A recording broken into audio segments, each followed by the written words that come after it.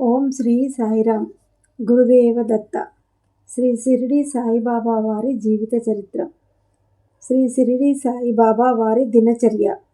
సకల దేవతా స్వరూపుడను సర్వవ్యాపకుడును సమర్థ సద్గురునగు శ్రీ షిరిడి సాయిబాబాను గురించి తెలుసుకొనుటకు ప్రతి ఒక్క సాయి భక్తుడు ప్రయత్నిస్తాడు. అణువులో అణువై ప్రపంచమంతా తానైన స్వామిని, పరబ్రహ్మ పరిపూర్ణావతారుడైన శ్రీ సద్గురు సాయిని గురించి పూర్తిగా తెలుసుకొనుటకు మానవ మాతృలమైన మనకు సాధ్యం కాదు. అనంతమైన ఆ స్వామి లీలలు, చర్యలు వేదముల వలె నిగూఢములై, పవిత్రములై, ఫలదాయకములై, మానవులు తరించు మార్గమును చూపునట్టివి. అట్టి ఆ స్వామి లీలలు కొన్ని మనము తెలుసుకొని ఆనందించి జన్మ సాఫల్యము చేసుకుందాము. 1854లో షిరిడి గ్రామమునకు ఉత్తరపు ప్రక్కన ఉన్న ఒక వేప చెట్టు క్రింద మొదటిసారిగా శ్రీవారి ప్రకటన జరిగినది. అప్పటి వారి వయస్సు 16 సంవత్సరములుగా గుర్తించబడినది. చక్కని అందమైన తేజోమూర్తి అయిన కుర్రవానిగా చలికి వేడికి లెక్క చేయక, ఎవరితో మాట్లాడక, దేనికి భయపడక, ఆహారము లేక నిరంతరము తపమాచరించుచున్న తపోమూర్తి అయిన బాల ఫకీరుగా షిరిడీవాసులు వారిని దర్శించిరి. వారిని స్వయముగా చూసిన వృద్ధురాలైన నానా చౌక్దారు తల్లి కూడా ఇట్టే చెప్పినది. 3 సంవత్సరములు అచ్చటనే యుండి ఆ బాల ఫకీరు హఠాత్తుగా అదృశ్యమై ఎచ్చటికో వెళ్ళెను.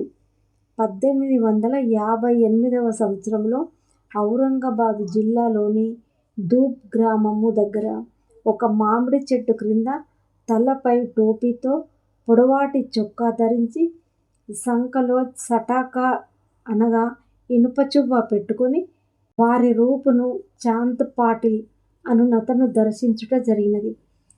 చాంద్ పాటిలు యొక్క తప్పిపోయిన గుర్రపు జాడ చెప్పుటయే కాక, సటాకోతో భూమిపైన కొట్టి నీరు నిప్పు తెప్పించి వానితో చిల్లము వెలిగించుట చూచిన చాంద్ పాటిలు వీరు గొప్ప ఔలియాగా గుర్తించి వారిని ధూప్ నగరమునకు ఆహ్వానించిరి.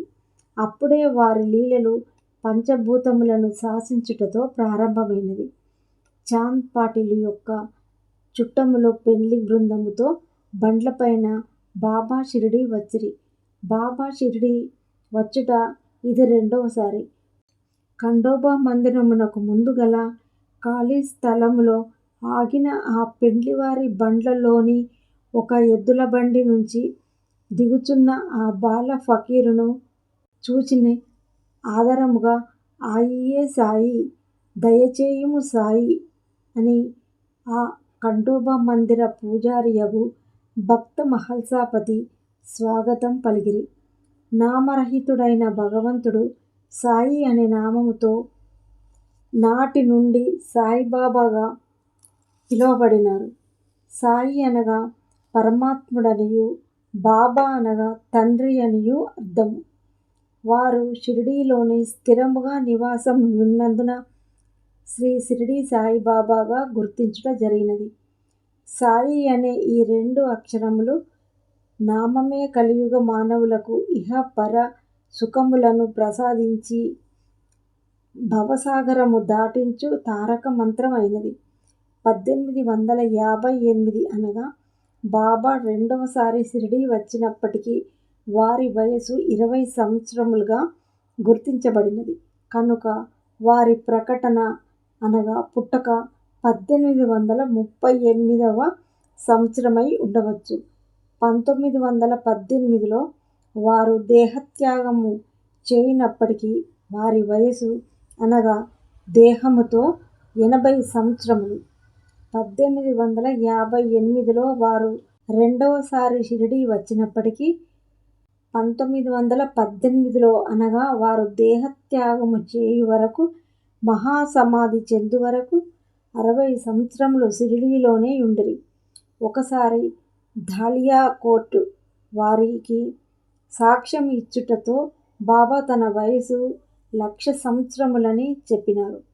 ఇంతేకాక మొదటిసారి బాబా వచ్చిన తన 16 సంవత్సరముల వయసు నాటికే 12 సంవత్సరముల పాటు తపమాచరించినట్లు ఖండోబా అను దేవత ఆవేశించిన గుణాచారి చెప్పినాడు. కనుక బాబా వయసు ఎవరు నిర్ణయించగలరు? బాబా పుట్టుకను గురించి సరైన సమాచారం లేదు. తల్లిదండ్రులు ఎవరో తెలియదు. వివాహము కాలేదు. ఆజన్మ బ్రహ్మచారి. బాబాది ఏ మతమో ఏ కులమో తెలియదు. ధళియా కోర్టులో తన మతము కబీరు అని, కులము దైవ కులమని బాబా చెప్పినారు. తనకు ఎట్టి అవసరము లేకపోయినను మానవ రూపము ధరించి మానవుల మధ్య సంచరించి తన మాట, చూపు, ఆచరణ ద్వారా ధర్మరక్షణకు, సర్వమత సమైక్యతకు, దీనజన సంరక్షణకు, సకల జీవ జంతు పశు పక్ష్యాది శ్రేయస్సుకు, దుర్మార్గులను సన్మార్గవర్తులను చేయుటకు అవతరించిన పరిపూర్ణ పరబ్రహ్మము శ్రీ షిరిడీ సాయిబాబా. బాబా తన జీవితమును బీద సాధులతో కలిసి మెలిసి వారి సంరక్షణతో ప్రారంభించినారు. సాయి కారణజన్ముడు, స్వయంభువు. సాయిబాబా షిరిడీలో పాడుబడిన మసీదులో నివసించిరి.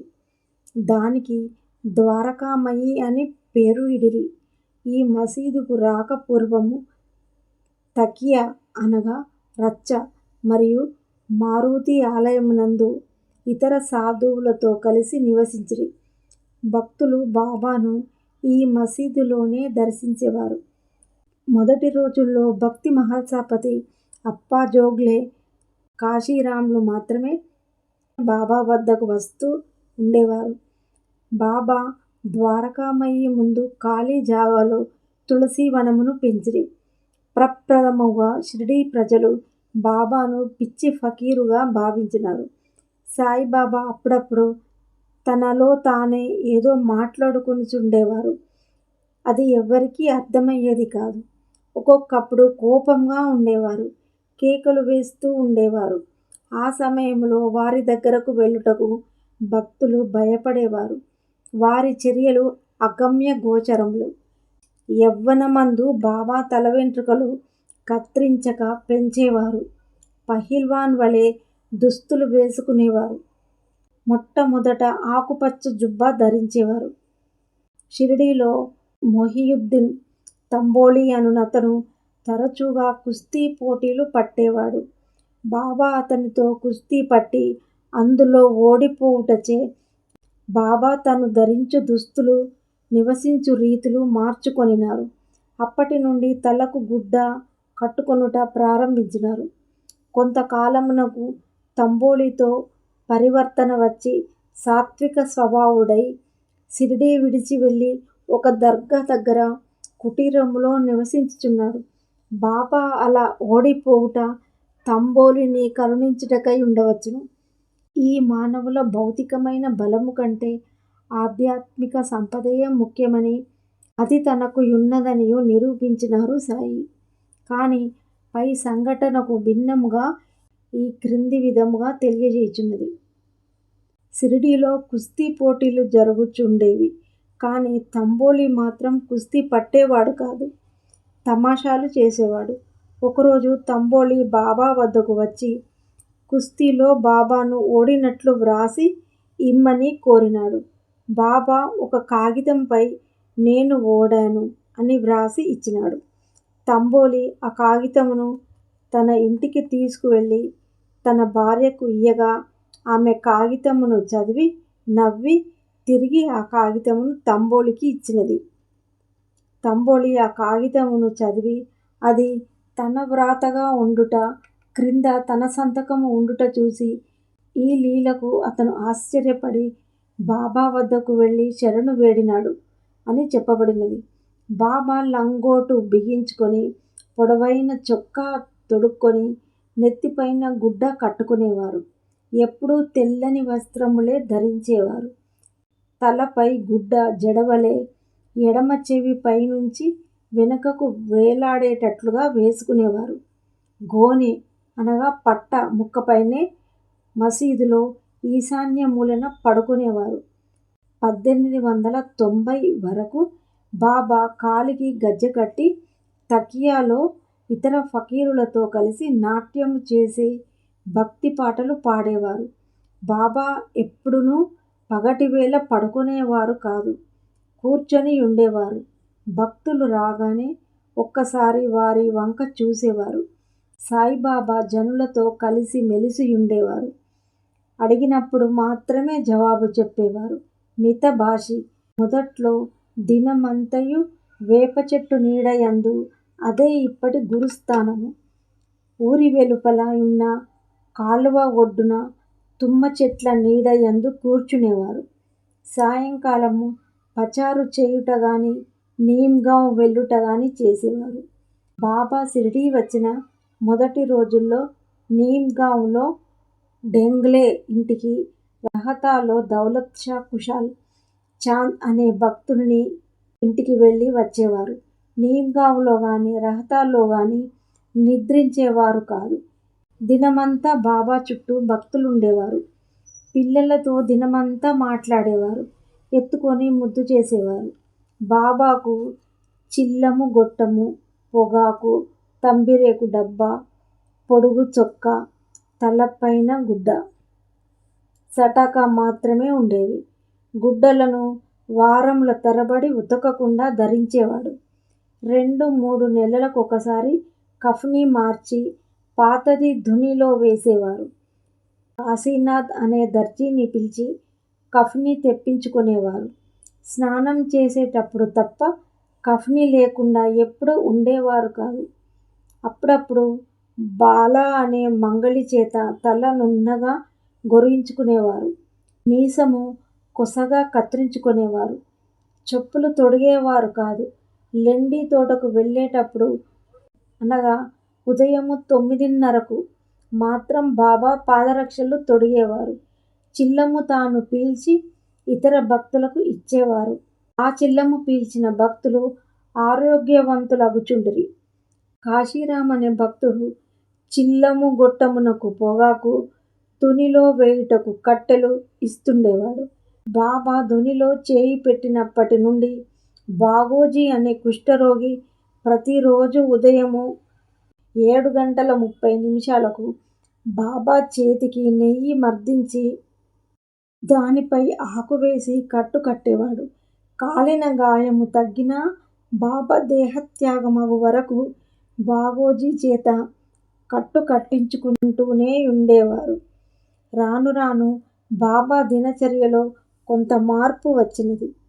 దినమంతయు మసీదులోనే గోనా పట్టా పైన పడుకునేవారు. 1912లో మసీదులో నగిషీ రాళ్ళు తాపడము చేసినప్పటి నుండి చిన్న పరుపుపైన కూర్చొనుట ప్రారంభించినారు. కౌపీనము ధరించేవారు. చలి నివారించుటకు ధునికి ఎదురుగా ఎడమచేతి కట్టడాపై చేయి వేసి దక్షిణముఖంగా కూర్చుండేవారు. ఉదయము లేచిన తరువాత ధుని దగ్గర గల స్తంభమును ఆనుకొని ధ్యాన నిమగ్నమయ్యేవారు. ఏదో భంగిమలు చేసేవారు.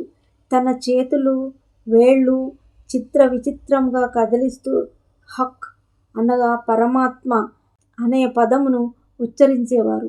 బాబా పగటివేళ తన గద్దె ప్రక్కన తన వద్దనున్న ఇటుకరాతిపైన చేయి యుంచి కూర్చుండేవారు. రాత్రివేళ ఆ ఇటుకరాతిని తల క్రింద పెట్టుకునేవారు. బాబా ఎప్పుడూ అల్లా నామం ఉచ్చరించుచూనే ఉండేవారు.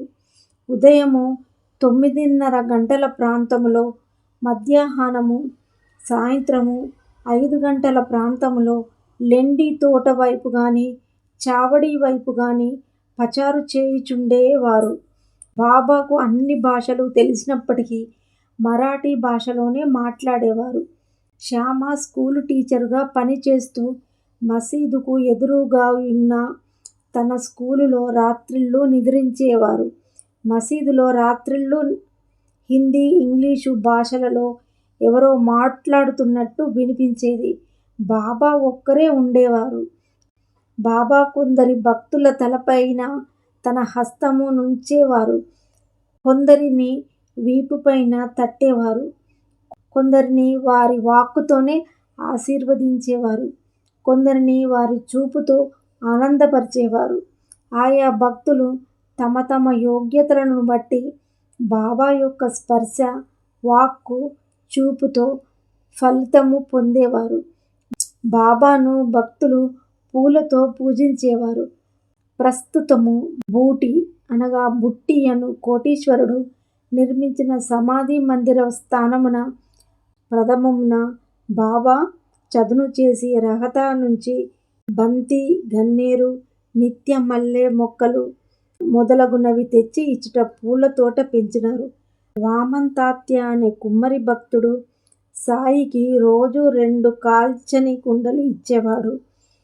బాబాయే బావి నుంచి ఈ కుండలలో నీళ్లు చేది ఆ చెట్లకు నీరు పోసేవారు. సాయంకాలము వేప చెట్టు కింద ఆ కుండలు బోర్లించి పెడితే అవి కాల్చనివి కనుక పగిలిపోయేవి.